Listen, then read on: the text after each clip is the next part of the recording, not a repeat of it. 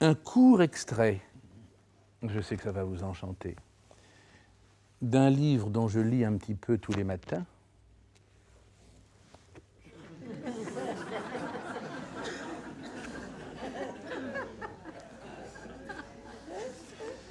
Et en plus, c'est vrai.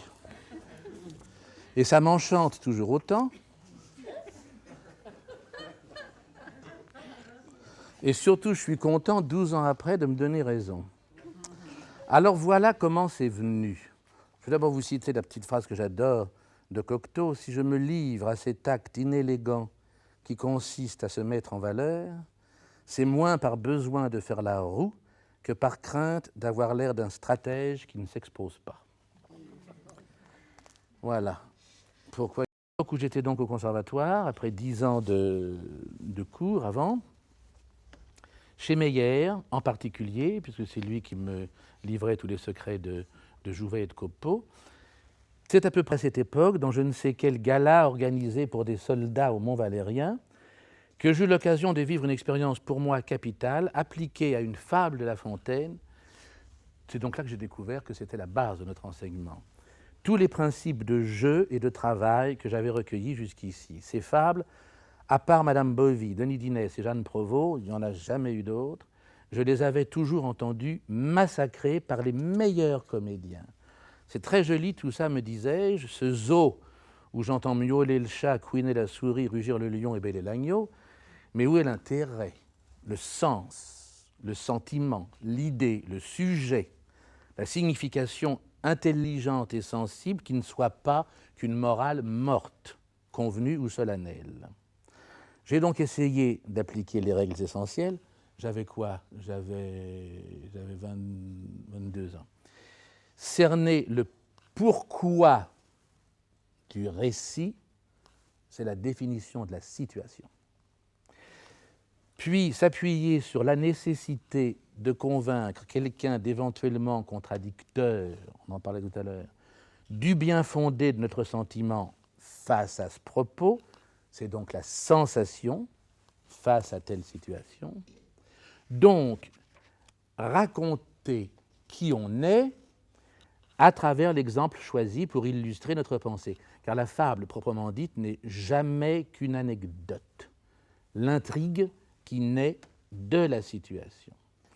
Et pour rendre le tout efficace, en essayant de jongler avec les ruptures vocales et les ruptures rythmiques, qui colorent le paysage au long de ce parcours qui ne poursuit qu'un but, ne jamais, avant de conclure, de boucler, de se rejoindre, perdre cette note unique, tonalité à la clé en musique, qui retient et captive un public qui comprend, tout ça on se l'est dit tout à l'heure, donc qui éprouve ce que pense le personnage, le comédien, au moment où en fait lui n'éprouve rien. Et où tout son travail consiste à nous faire croire que le personnage qu'il est l'éprouve. C'est là tout le paradoxe du comédien et pas toutes les sottises enchaînées par Diderot. Ajouter à cela nos autres mini-règles, ne jamais tenir compte pour le phrasé s'entend de la ponctuation écrite, et ne jamais jouer les personnages qu'on évoque ou les propos qu'on cite autrement qu'en imitant ce que nous pensons d'eux relativement à la sensation initiale. C'est ce dont j'ai parlé tout à l'heure, ce que j'en pense. Alors j'avais choisi pour ce gala devant la soldatesque un peu éméchée, qui aurait sans doute préféré un comique bien graveleux à ce 10 heures classique, le meunier, son fils et l'âne. Et j'eus le plaisir, sinon l'étonnement, d'obtenir le silence le plus attentif. Déjà, ça c'est énorme. Car on ne peut pas perdre l'attention du public si on garde son sens ouvert. C'est organique. Je vais citer des gens que j'aime bien d'autre part, mais je suis atterré parce qu'on ne les dirige pas ou parce que... Bon, bref. Quand on écoute André Dussolier, qui est un des très rares comédiens de sa génération, bon, qui n'a pas toujours des choses dans lesquelles il pourrait se manifester à son meilleur, enregistrer Proust, ou Catherine Paysan, la divine, aussi merveilleuse diseuse en principe qu'auteur, enregistrer les dernières nouvelles qu'elle a écrites. Je couperai peut-être cette phrase-là, si ça doit passer un jour. C'est inécoutable, et ce sont des gens intelligents et de qualité, parce qu'il n'y a pas une phrase sans que le sens soit fermé. Au bout de 3 minutes, on ne comprend plus rien, on ne sait plus qui parle de quoi, ça ne nous intéresse plus, et à chaque fois que la voix tombe, nous on fait ça, et on finit par s'endormir. Et puis donc, sans perdre la note au gré des ruptures, eh bien oui, j'ai découvert des effets comiques, mais dans le sens où on en parlait tout à l'heure, à des endroits que je n'avais jamais entendu souligner. Seule l'image et le sens provoquaient la réaction. Ce qui me prouvait qu'on peut faire parvenir, pour ça que j'insiste, comme au théâtre ce soir, quand je proposais des pièces au monsieur qui dirigeait ça, et qui me disait c'est pas assez vulgaire pour notre public, bon. Et que j'arrivais quand même à mettre en scène, comme Rouleau et Raymond Gérôme, des pièces plus élégantes, plus fines, du Sarment, etc., eh bien ce public qu'il méprisait avait les mêmes réactions, même plus abondantes, qu'un vaudeville graveleux à une pièce insane. Bon.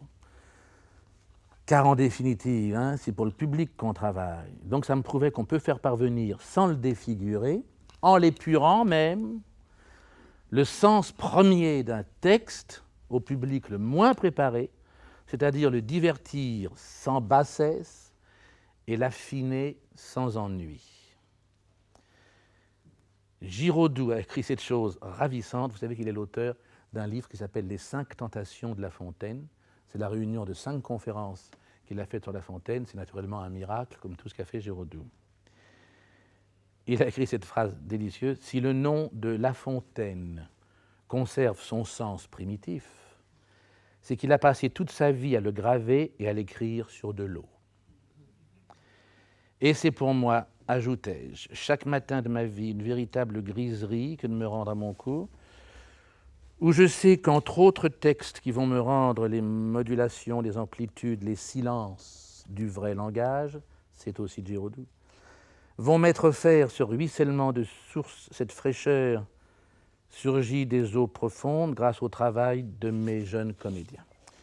Puissé-je être le Jonathan de tous ces Fletcher, comme d'anciens Chiang m'avaient révélé les règles essentielles, et en tout premier lieu de ne jamais cesser d'étudier l'amour.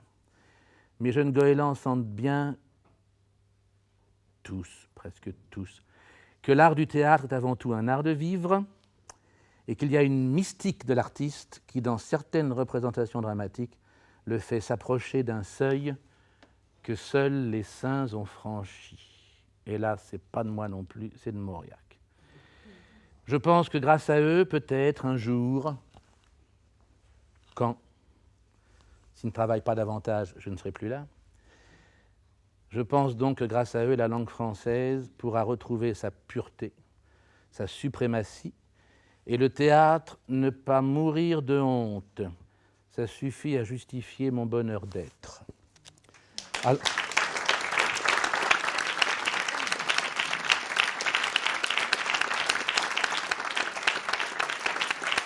Merci.